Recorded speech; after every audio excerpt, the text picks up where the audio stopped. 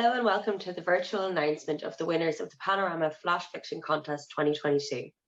We had some amazing submissions, so thank you so much to everyone who entered. For anyone's piece that was not selected, please consider submitting to issue 6 of Sonder. We're looking for short stories, flash fiction, poetry, creative non-fiction, and cover artwork, all based on the theme odd. Submissions are now open until April 30th at 5 p.m, and we can't wait to read more of your fantastic work. The Panorama Flash Fiction Contest was set up in 2021 to invoke a sense of community. In a time where we must stay far apart, writing can bring us together while conveying a wide panorama of human experiences. All funds raised from the contest go directly towards the production of issue 6, and contests like these keep Sonder in business. We really appreciate everyone who took the time to enter and/or donate. Speaking of donations, all remaining sales of issue 5 will be directly donated to the Irish Red Cross. Red Cross teams are on the ground now in Ukraine and will continue their work to repair vital infrastructure, support health facilities, and help families with life-saving food and hygiene items. Your donation will help those affected get food, medicine, shelter, and water. You can shop now at the link below. So without further ado, let's announce the winners. Our first runner-up is Dervla Brennan with their flash fiction piece. I honestly don't know if the correct term is seeds or stones. Dervla is an Irish writer living in London, currently researching queer spaces and migration. Their work has previously been published in Vibe, Sonder, Nothing Substantial, and the Globe and Scales anthology. Dervla's favourite activity is spending time with their friends. Thank you, Dervla. Hello, my name is Dervla, and my piece of flash fiction is called I honestly don't know if the correct term is seeds or stones. Here it is. I hope you enjoy it.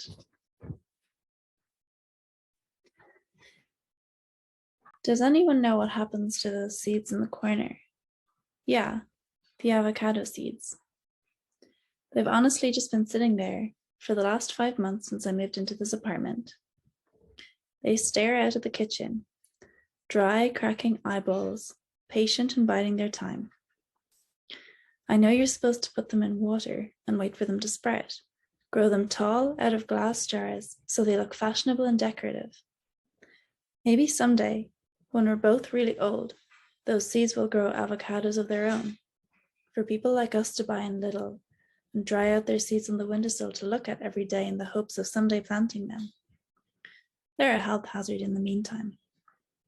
They make the place look like a load of hippies live here and have throwing contests.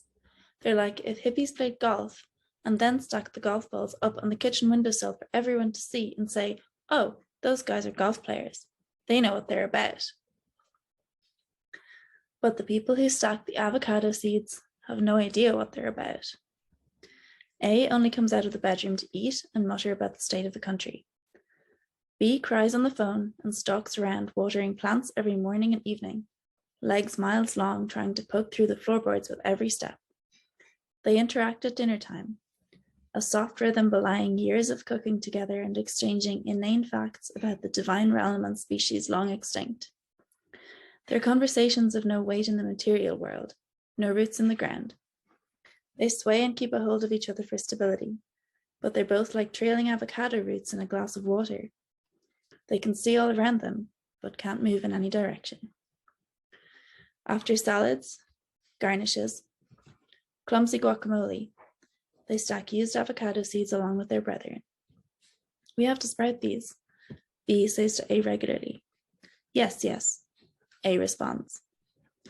They continue with their daily tasks as usual. I stop asking them how they are because I hate being ignored and I can't stand not getting the same question back. This is most of the reason why I'm the wrong person to nurture the avocado sprouts. One night, after a fight in a joint, they leave the kitchen window open. It doesn't open far. The world intrudes a bit in the form of a barbecue tang, the barking of a dog, the pull of the street, rage-inducing motorbikes. The rain comes in the window, filling and filling and filling up the cups and lunchboxes and pots of seeds that have accumulated beyond strict measure. They soak and spread and topple and roll, and by morning the doors to the kitchen open to find leaves and roots and sprouts spread all over the kitchen floor, interlocking and intertwining, lovers in the biggest embrace you've ever seen. Silky green leaves luxuriate towards the light. Worm-like roots twist satisfyingly around the table legs and up into the seats of the chairs. B and A scream in unison, their belief in the supernatural put to the test by the physical in front of them. I roll my eyes and crunch some stems on the way out to work. Over the next few days and weeks, we all get used to living alongside the sprouting, stretching, and thriving avocado plants. Not content with the floor, after a while they begin to explore the walls and ceiling, casting the room in the sort of greenish light usually associated with shipwrecks. They are gently curious about our bedrooms, edging in at the threshold as if waiting for permission suspiciously granted by A, and B, grudgingly tolerated by me. One night I am caressed on the cheek by a leaf as I leave my room to brush my teeth. A and B are standing in the kitchen, embracing, and the avocado plants are carefully twining around their bodies, coating them in leaves. By the time I'm ready for bed, they are no longer recognizable as people. You guys okay in there? I venture. They both rustle in response. Thanks very much. And thank you to Sonder. Our next runner-up is Rachel Hanley with their flash fiction piece, The Sound. Rachel is a queer disabled fiction writer, fiction poet, and academic based in Dublin, Ireland. Their work has been published by The Liminal Review, Ireland House, Dreek, 365 Tomorrows, The Madrigal Press, Ellipses Zine, and Bear Creek Gazette forthcoming. Their debut collection of short stories, Possible Worlds and Other Stories, will be published by Ellipses Imprints in September 2022. Thank you, Rachel. Hi everyone, I'm Rachel Handley, and I'm going to read you my story, The Sound. So, we didn't realise at first that the plants were singing. We mistook the sound for a scream. Each day the noise increased. A news channel quickly made a gimmick-filled segment on local plant sounds, the sounds of towns, and people would send in recordings. It took longer for the city folk to hear the plants. At first they thought it was a hoax. The recordings made by us rural folk intrigued the people of the city. They wanted to experience the sound for themselves. A video of a young boy shouting, "I can hear it, Mama, I can hear it," at the leaves had over 1 billion views. We told them the sound would get to their doors like floodwater soon enough, but they didn't want to wait. They travelled with tents and small stoves and destroyed the land where they sat. They complained as if the plants were providing an entertainment service. We warned them that the sound was not a pretty little gift from nature. Once the trees began their deep song, it became too loud to think in the forest. Those who lived within it moved to the centre of the village. City folk tried to listen to their houseplants, taking videos of themselves carefully placing cacti to their ears and laughing when no sound came out. They shook them like broken toys. Nothing came of their attempts because plants uprooted from the ground are like a prisoner in isolation. Houseplants don't even whimper. Scientists initially studied the phenomenon due to curiosity, but curiosity quickly fell to panic as they realized the singing was getting louder. We told them about the increasing sound, that it was hurting some of us, but they only declared this a reality once it affected them. The sound started, they said, with the smallest plants first. Tiny vibrations shook through blades of grass, creating a pitch like a wet finger on a wine glass. The grass sang to the flowers, and the flowers to the trees. Each piece of plant life was slowly woken by a melodic sigh. As the sound increased, so did our fear. People started to set forests alight because they were desperate for silence. Some of us protected the plants, forming a circle of joined hands around the baritone oaks, laying our bodies over the grass to protect it. City folk poured cement onto anything green. Sometimes someone claimed the plants had gone silent only to find their eardrums had burst overnight. The singing became a roar which some took for violence. News channels shifted from local sound segments which delighted children to scenes of tired adults armed with fire. Humans everywhere started to scream at the plants, trying to match their sound. When we could no longer hear our own screams, we prepared for death. On the news, we saw recordings of soundless humans shouting at the ground. A scientist barely a few weeks into her job at one of the city's labs, started to collect the recordings of every news channel. Rather than follow the lab's strategy to analyze the sound by picking the plants apart, she decided their behavior needed a closer look. The things she noticed saved us all. The recordings, especially the ones from before the fires, caught glimpses of children singing to the plants. The plants replied to the children in song. The world was now too loud to hear these exchanges, but the different volume outputs had been recorded. Evidence of the effect of singing to the plants was compiled quickly. In the face of a burning world, we started to sing instead of scream. At first, nothing happened. People laughed at themselves, and then the anguish returned to their faces. We rural folk persisted for the longest, lying down on the grass and singing whatever tune came to us. Slowly, the sound reduced until it was a whisper, and we made sure to always whisper back. Thank you for listening. And last but not least, we have our winner, Ruth Atkins, with her flash fiction piece, A Letter to My Plastic Daughter. Ruth is from Tipperary. She works in publishing in London and has a podcast about folk and fairy stories called Unreal Irish Folklore. You can find her at Fibrous Ruth. Welcome and thank you, Ruth. Hello, Sandra readers. I am delighted to be sharing my story with you, A Letter to My Plastic Daughter.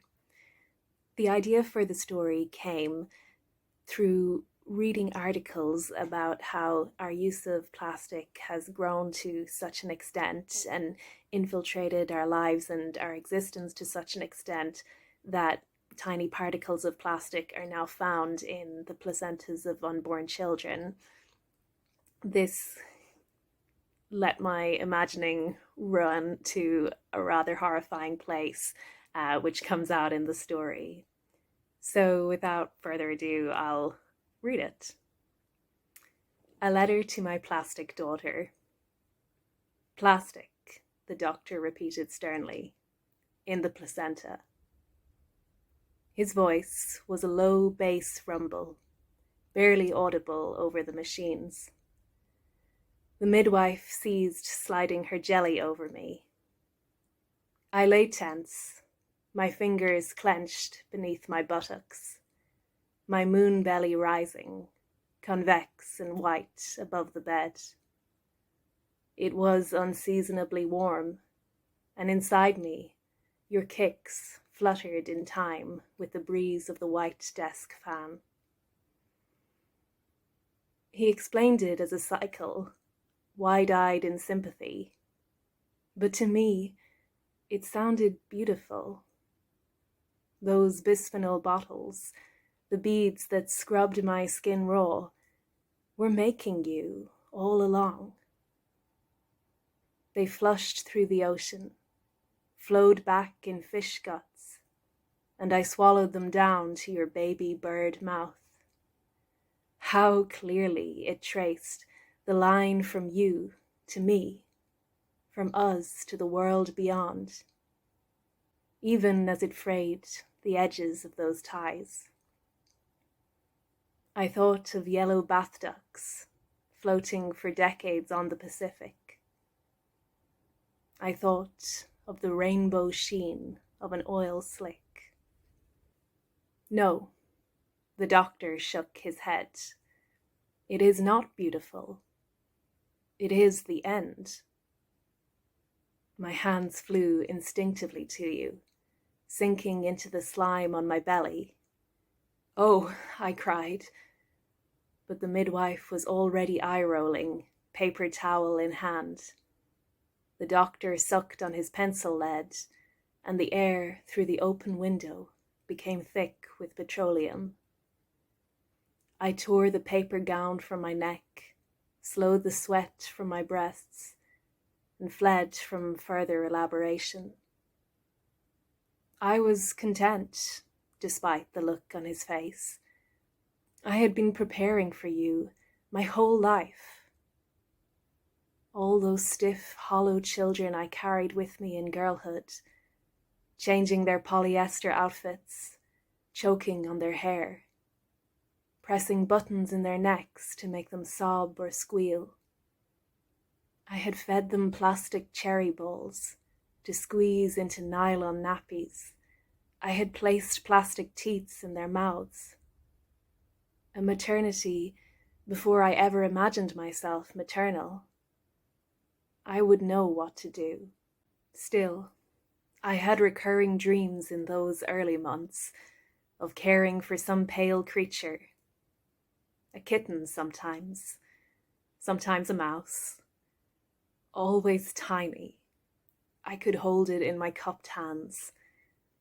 I would love it at first, its wet breath snuffling my hand.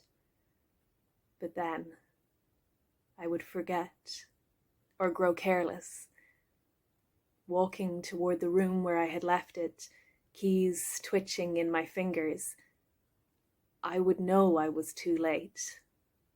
What I was about to discover would be horrifying and inescapable, and all my fault. I would wake, my stomach empty, my arms groping the dark. You were never like them. When you left me, you cut me, fingers sharp at the seams. The midwife slapped your foot soles, and a hollow twang rose from your cot and took its place among the elements. The doctor sucked in a breath through his teeth. I could tell he wanted to speak again of abominations and polyethylene, to tell me you weren't beautiful. You were the end. If you were the end, I welcomed you, my dear, unnatural daughter. Your skin was like a shell, inflexible, inviolable. Your cry was like breath against a water bottle. I sat you up, and your eyes snapped open, glacial blue and unblinking. Featherlight, your legs moved stiffly at the joints. I stroked the silicone shafts of your hair, rubbed crude oil into your skin where it cracked. My shame fell away, for I could not harm you. You were my legacy, to outlast the ever-approaching infinite. And you gleamed, sweet angel, you gleamed.